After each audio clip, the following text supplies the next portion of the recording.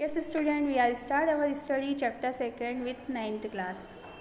How can we obtain the pure copper sulfate from an impure samples? किस तरह से हम कॉपर सल्फेट को सेपरेट करेंगे उसकी इम्प्योरिटीज से, है ना। ये मैं आपको एक्सप्लेन करूँगी बाय एक्टिविटीज़ के थ्रू।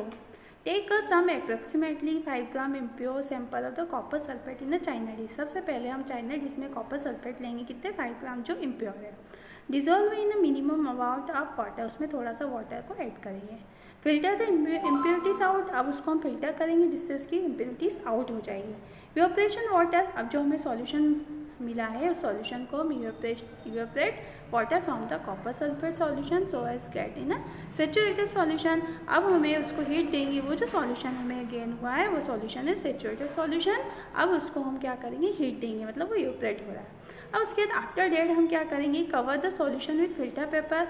उसके आफ्टर डेट क्या करेंगे, हम हीट देने के बाद उसको कवर करेंगे फिल्टर पेपर के थ्रू और उसको बिना डिस्टर्ब करे हुए एक रूम में रखेंगे जिससे वो कूल होता रहेगा। We obtain the crystal of the copper sulphate. After some time क्या होगा, उसके हमें क्रिस्टल, उस जो सॉल्यूशन है उसमें हमें उसके कॉपर सल्फेट के क्रिस्टल मिलेंगे। क्रिस्टल कैसे होते हैं, क्रिस्टल आपने देखा होगा कि आपके घरों में जिस तरह से कटी हुई मिश्री रहती है ना, उस टाइप के क्रिस्टल होते हैं जो आपको चाइना डिश में गेन होंगे। दिस प्रोसेस इज कॉल्ड, ये जो पूरी प्रोसेस है जिसमें हमें क्रिस्टल गेन होते हैं, ये प्रोसेस होती है क्रिस्टलाइजेशन की प्रोसेस होती है।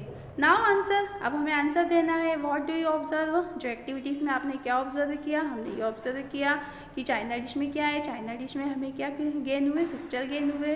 Do you crystals look like, crystal कैसे दिखते हैं, मैंने भी आपको बताया थोड़ी देर पहले क्रिस्टल कैसे दिखाई देते हैं। How will you separate the crystal from the liquid in a china dish. अब हम क्रिस्टल को उसकी चाइना डिश में अगर आपको क्या करेंगे, सेपरेट करेंगे, मतलब क्रिस्टल के साथ वाटर भी हो सकता है या आपने कुछ ऐड किया है तो वो भी इसमें हो सकता है। The crystallization method is used to purify the solid. जो क्रिस्टलाइजेशन की प्रोसेस होती है वो इसलिए यूज़ की जाती है कि सॉलिड जो प्यूरिफाई को सॉलिड फॉर्म में, जो सॉलिड फॉर्म में हमें मटेरियल्स गेन करने के लिए यूज़ की जाती है ना। प्योर सॉलिड फॉर्म में हमें गेन करने के लिए ये क्रिस्टलाइजेशन की प्रोसेस यूज़ की जाती है। For example the salt we get from the sea water we have many impurities.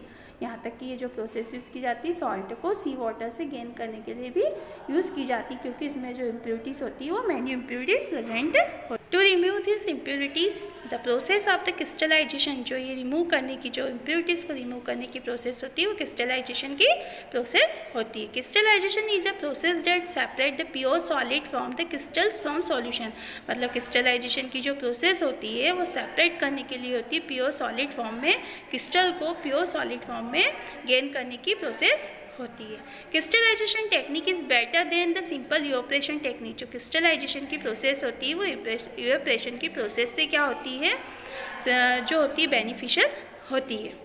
Okay student, अब यहाँ पे दिया है, देखिए some solids decompose or some like sugar may get charged on a heating on a dryness। अगर इसमें दे रखा है कि अगर इवेपोरेशन की जो प्रोसेस है इसमें क्या होता है कि सॉलिड जो होते हैं डिकम्पोज होने की भी पॉसिबिलिटीज़ होती है और साथ में हीटिंग देने पर उसमें ड्राइनेस उसकी आउट हो जाती है, यहाँ तक कि उसकी बर्न होने की भी पॉसिबिलिटीज़ होती है। और साथ में सम इम्प्योरिटीज़ में रिमेन द डिजॉल्व, उसमें साथ में ये होता है कि उसकी इम्प्योरिटीज़ भी उसमें डिजॉल्व होने की प्रॉपर्टीज़ होती है, मतलब इसमें सॉल्यूशन में इम्प्योरिटीज़ भी डिसॉल्व हो जाती है बाय इवेपोरेशन से।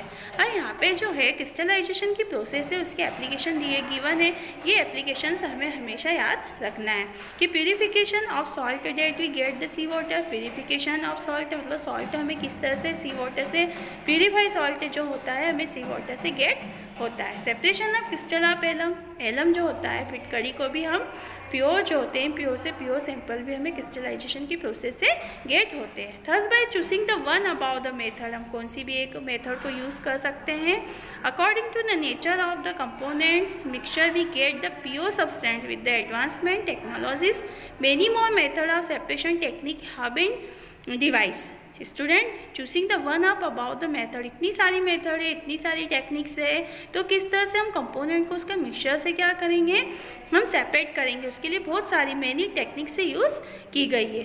विद द एडवांसमेंट टेक्नोलॉजी, जिस तरह से न्यू मेथड आ रही है, जिस तरह से मिक्सचर को उसके कंपोनेंट से सेपरेट करेंगे, तो बहुत सारी एडवांस टेक्नोलॉजी अभी लॉन्च हो रही है। उसी तरह से in cities, next paragraph start करते हैं। In cities the drinking water supply from the water works upload the diagram typical waters in a shown. किस तरह से ड्रिंकिंग वाटर जो वाटर वर्क्स में सप्लाई होता है, ये 2.13 में गिवन है। Process involve in get the supply the drinking water to your home. किस तरह से ड्रिंकिंग वाटर जो होता है हमें हमारे घरों में गेट होता है, ये हम बाय जो आपका 2.3 फिगर है उसके अबाउट हम उसको डिस्कस करेंगे।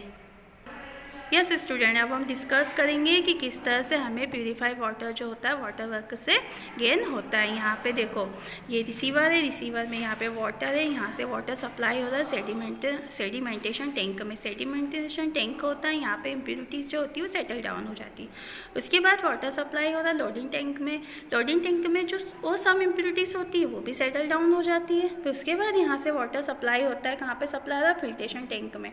यहाँ पर क्या होता है, यहाँ पे वो वाटर फिल्टर होता है और मेनी इम्प्यूरिटीज़ होती है वो भी सेटल डाउन हो जाती है। उसके बाद जो होता है यहाँ पे जो नेक्स्ट जो होता है क्लोरीनेशन होता है। बाय क्लोरीनेशन के प्रोसेस से जो बैक्टीरियाज होते हैं वो किल होना स्टार्ट हो जाते हैं। उसके बाद हमारे इन आवर होम, हमारे घरों में जो वाटर होता है स्टूडेंट सप्लाई होना स्टार्ट हो जाता है और ये वाटर जो होता है जंप भी होता है। ओके स्टूडेंट, आई थिंक कि आपको purification system of water works understand हो गया होगा। आई होप कि you understand. If you any problem you ask me. Okay student, जय हिंद।